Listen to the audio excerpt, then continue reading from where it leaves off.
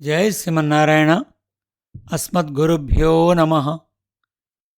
కృష్ణ త్వదీయ పద పంకజ పంజరాంతం అద్యైవ మే విశతు మానస రాజహంస ప్రాణ ప్రయాణ సమయే కఫవాత పిత్తై కంఠావరోధన విధౌ స్మరణం కుతస్తే.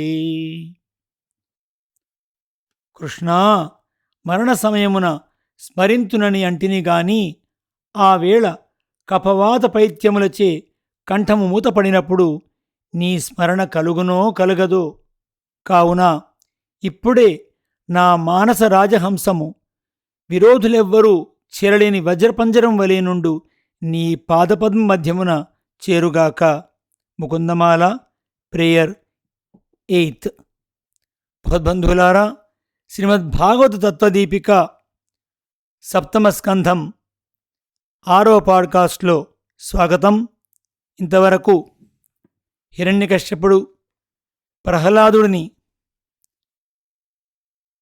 ఆ గురువులు చెప్పినటువంటి విషయాన్ని తను పక్కకు పెట్టి నారాయణతత్వాన్ని నేర్చుకుంటున్నాడని వివిధ రకాలుగా శిక్షలు వేయించటం జరుగుతుంది. ఆ శిక్షలు వేసినా కూడా తనకి ఎలాంటి ప్రభావము కలగదు అనేటువంటి దాని తత్వార్థాన్ని తెలుసుకున్నాం. మళ్ళీ గురువులు ఆయనకి గృహస్థ ధర్మాన్ని, ధర్మార్థ కామాల విశిష్టాన్ని కూడా చెప్తారు. ఆ తర్వాత జరిగిన విషయాన్ని మనం ఇప్పుడు తెలుసుకుందాం. గురువులు పాఠములను చెప్పి ఇంటి పనులకై వెళ్ళిన సమయం చూచి ప్రహ్లాదుడు తన తోడి బాలకులను పిలిచి వారికి భాగవత ధర్మములను ఉపదేశించుటకు ఆరంభించినాడు. మనము చిన్న వయస్సున ఉన్నాము, ఇప్పటి నుండి మనకు భావధర్మమేలా అనకుడు. చిన్నతనముననే మనము భాగవత ధర్మములను తెలుసుకొని ఆచరించవలెను. ఈ మనుష్య జన్మ దుర్లభము, ఎట్లో లభించినది.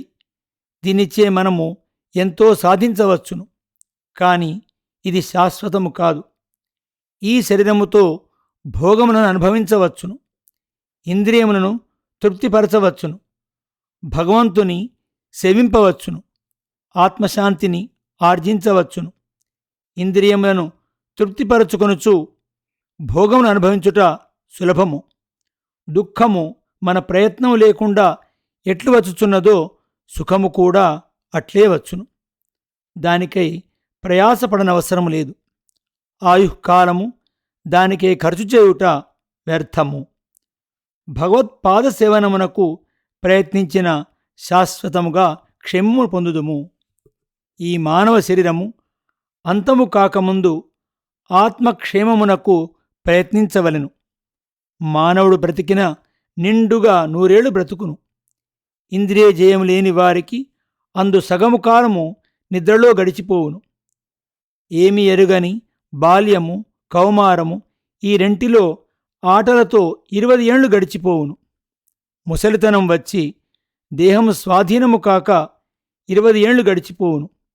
మిగిలినది 10 సంవత్సరములో ఎంత అనుభవించినను తీరని కామము, ఇంటియందు, ఇల్లాలియందు, పిల్లలయందు, బంధువులయందు విడవరాని మోహము మనసును పట్టి విడవవు.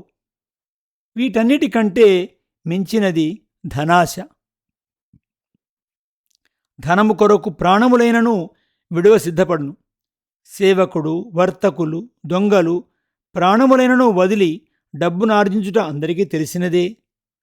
మనసు ప్రియురాలి రహస్య భోగములను, పిల్లల ముద్దు మాటలను, దీనులైన తల్లిదండ్రులను, మనోహరములకు భవనములను, ధనార్జనమునకు ఉపయోగించు వృత్తులను తలంచుచూ కాలమును గడుపును.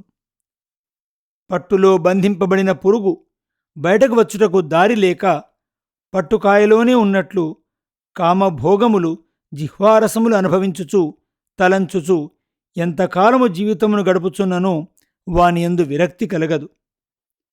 తన ఆయువంతయు, తన శరీరము, తన కుటుంబము వీని పోషణమునకై వినియోగపడుచుండును.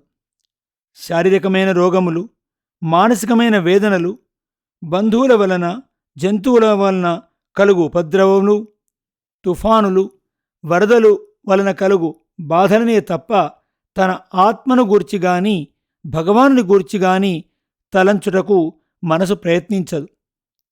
ఇవి అన్నీయూ దోషములని తెలిసిన వారు కూడా ఇంద్రియములను వశపరుచుకొనలేక, కోరికలు చల్లారక కుటుంబ భారముతో శ్రమపడి చనిపోదురు, మరల జన్మింతురు. అంతియేగాని స్త్రీ పురుషుల అన్యోన్య ఆకర్షణకు వశము కాకుండా, ధనముపై లోభమునకు లొంగక మనసును అరికట్టలేరు. అందుచే కంటితో, చెవితో, ముక్కుతో, నాలుకతో, చర్మముతో అనుభవించే విషయాలను అవసరమైనంత మేరకు కాక సంగముతో వదలలేక అనుభవింతురు. దానిని మానవలెను. అన్ని పదార్థములలో వెలుపల లోపల వ్యాపించిన నారాయణ తత్వమును గుర్తింపవలెను. బాహ్యమైన వస్తువులను భోగసాధనములుగా కాక నారాయణాత్మకముగా భావించి సంగమును వీడి బంధమును వదిలించుకొనవలెను. ఆ తత్వమును ప్రేమించుట, ఎరుంగుట కష్టసాధ్యము కాదు. శరీరమునకు చెందిన వానిని ప్రేమించున్నది తన కొరకే కదా. అన్నిటికంటే తాను తనకు ఎక్కువ ప్రియమై ఉండును కదా. అది ఆత్మ కనబడున్నది కాదు. అది శరీరము కాదు, ఇంద్రియములు కావు. శరీరం ఉన్నంత కాలము ఉండునది ఆత్మ. అది లేనిచో ప్రేమించుట అసహజం. ఆ ఆత్మయే నారాయణుడు కావున వానిని ప్రేమించుటలో కష్టమేమున్నది? శరీరములు, జగత్తులోని సర్వ పదార్థములు, వానిలోని జీవులు కనపట్టున్నదంతయు వాని సంకల్పము చేతనే నిలుచున్నది, మరల లయమగుచున్నది. అందుచే దీనిని ఎరింగినవాడు ఏ వస్తువును చూచినను, ఏ వస్తువును అనుభవించినను లోనున్న నారాయణుడు గుర్తుకు వచ్చునే ఉండును కదా. ఈ గుర్తింపు కలుగుటకు ఆచార్యుల ఉపదేశము సాధనము. దీనిని మనం తెలుసుకునినచో కనిపించు సర్వభూతములందును దయ కలుగును. అన్నియూ తనకు అనుకూలములే కావున వానిని ద్వేషింపడు, బాధింపడు. మన నడివడిలో సర్వభూత దయాగుణము, సర్వభూత సౌహార్దము కలిగిన నాడు ఆ నారాయణుడు సంతోషించును. మన అసురభావము తొలగిపోవును. ఈ ఎరుక లేక ఆచరించు ధర్మము గాని, అర్ధార్జనము గాని, కామభోగములు గాని, దండనీతి శాస్త్రములు గాని సత్యమును ఎరుంగుటకు సాయపడక వ్యర్థములే అగును. అంతర్యామగు వాసుదేవునిచే నియమింపబడినవే, వాని కొరకు వినియోగపడినవే సర్వపదార్థములు, సర్వభావములు అని ఎరిగి తాను చేయు పనిని, తన రక్షణను దానియందు ఉంచుటయే సకల వేద రహస్యము. ఈ జ్ఞానమును నరునకు సఖుడగు నారాయణుడు నారదునకు ఉపదేశించెను. వాని నుండి తరువాతి వారలకు క్రమముగా వచ్చెను. వేరొక ప్రయోజనము కోరక భగవత్పాదారవింద సేవనమే తాను చేయు సకల వ్యాపారములకు ఫలముగా భావించు మహాభాగవతుల సేవ చేతనే ఈ జ్ఞానము లభించును. ఈ భాగవత ధర్మము పూర్వము నేను నారదుని వలన వింటిని. నా తల్లి గర్భమున ఉండగానే నారదుడు నాకు ఉపదేశించెను. వాని అనుగ్రహముచే నాకు ఇప్పటికినీ మరుపు రాలేదు. దీనిని తెలుసుకొనవలెను. శ్రద్ధ ఉన్నచో బాలులకు, స్త్రీలకు కూడా ఈ జ్ఞానము సిద్ధించును. దేహము, ఆత్మ అను రెంటి యొక్క స్వభావమును మనం బాగా గుర్తించవలెను. ఆత్మ కనబడదు, దేహము కనబడును. ఈ రెండునూ కలిసి ఉండును. అందుచే మనము వేరుగా గుర్తించలేము. పుట్టినది, ఉన్నది, పెరుగుచున్నది, మారుచున్నది, తరుగుచున్నది, నశించున్నది, ఈ 6 మార్పులు చెందెడిది శరీరము. వీటిని భావ వికారములందురు. కనిపించే ప్రతి పదార్థమునకు ఈ 6 వికారములు కలుగును. ఈశ్వరుని రూపమే అయిన కాలమే ఈ మార్పులు కలిగించుచుండును. ఈ స్వభావము గల దేహము కంటే ఆత్మ వేరుగా ఉండును. అది అంతటా వ్యాపించి ఉండును. అందుచే నిత్యము అందురు.